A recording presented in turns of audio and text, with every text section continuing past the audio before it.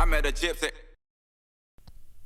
Yeah, thanks, dude. Yeah, it's so crazy to think about. Like my parents, we kind of sit around and reminisce sometimes because we remember the days like where getting 10% off of like two-stroke oil was like a huge sponsorship for me, and we were like, oh my gosh, crazy. And we would sit around and dream, like, imagine being a factory guy and being able to, for me, like, I've just always genuinely like loved riding my bike, whether it's a bicycle, a dirt bike, like just anything two wheels, like is my passion. Like I love it. And the thought of being able to make a living doing that was like the most mind blowing thing to me since I was a little kid. Like the possibility of that, like I just couldn't imagine like life getting any better.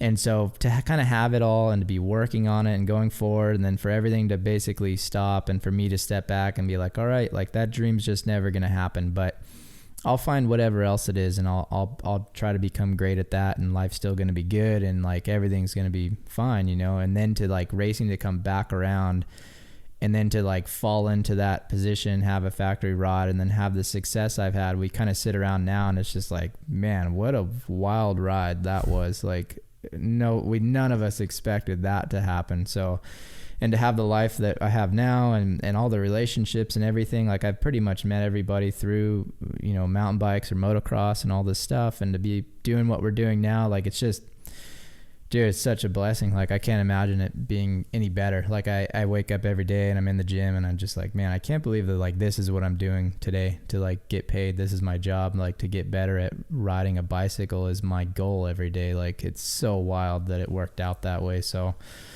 I don't know, man. I don't have a lot of words when I think about it. It's pretty wild.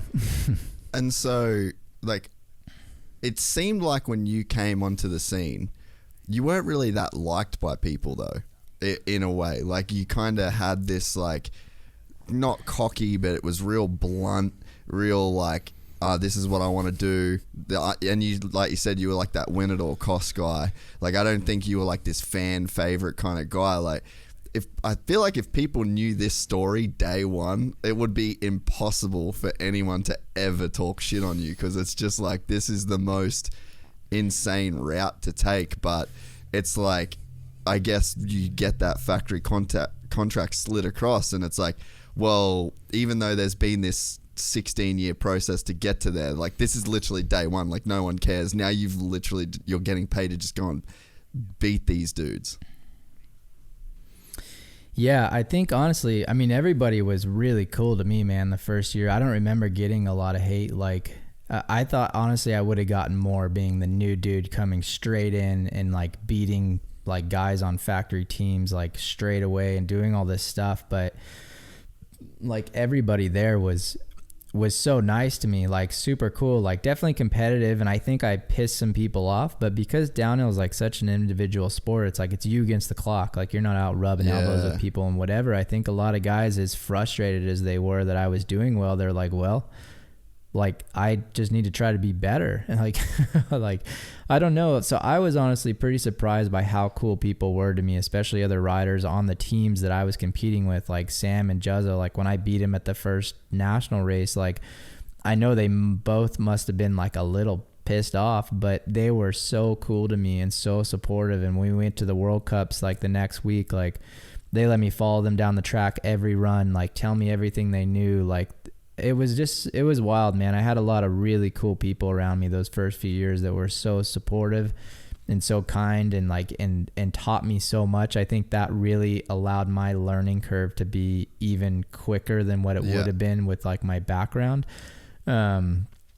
But yeah, I think there was a little bit of that vibe just because I was a new dude coming in and doing well, you know, and people didn't see the hard work and all the years and all the stuff. And I was honestly like a pretty quiet, sort of socially awkward kid a little bit when I came in. Like I've always been pretty shy, not really anymore. Like I've kind of learned as I've grown through this profession, but I was very quiet. So I would come off in a lot of different ways because I just was kind of nervous to talk around people I didn't know, and I just would ride and focus there.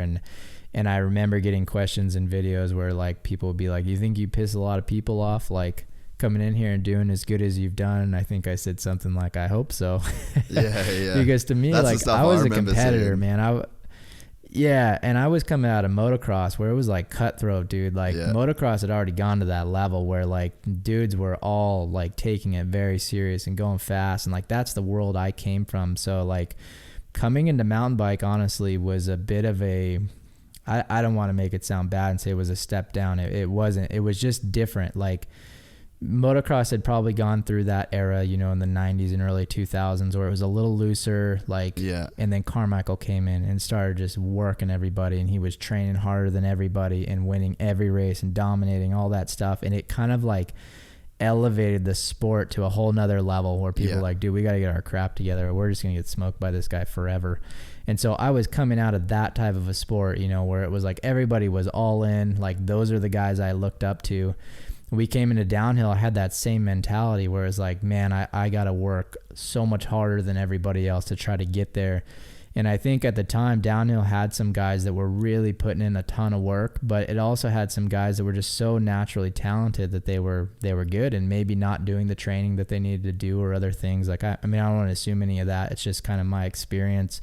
Yeah. So when I came in with that mentality of motocross, like I was like so driven, like I wasn't partying. I was like all in on trying to become the best. And so I think that mindset a little bit at the beginning, like, I don't know if it offended people. I think maybe it just wasn't as relatable in the mountain bike world. You know, they're like, what is up with this kid? Like, he's quiet. He doesn't really say anything. Like, he's just so focused on going fast and racing. Like, maybe like a Cooper Webb, you know, where if you sat down and had dinner with Cooper, you'd be like, dude, he's such a nice, genuine person. But when he's racing, like, he's there to race. Like, and Eli, I think, is similar like that. Like, I've ridden and trained with Eli a lot. I actually trained with, John was my trainer for a couple of years when I first started. In 11 and 12 when I was like winning a lot, like Johnny O'Tugalbone was my my trainer, so me and him and Eli would do a lot of our training here in the off season when Eli was prepping for Supercross.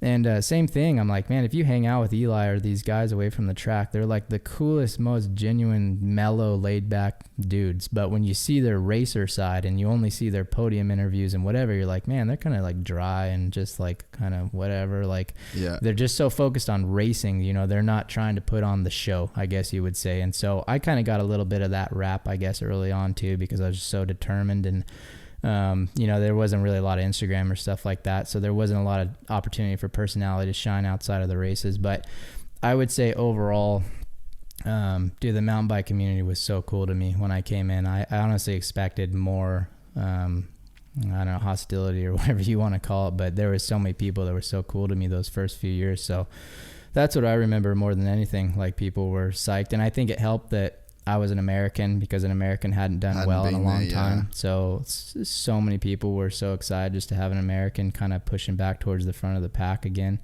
And so, yeah, I remember pretty much all good things from those years. If you enjoyed this content, please like and subscribe. And to listen to the full 3-hour podcast, search Gypsy Tales in your favorite podcast platform or click the link in the description below. Gypsy Gang.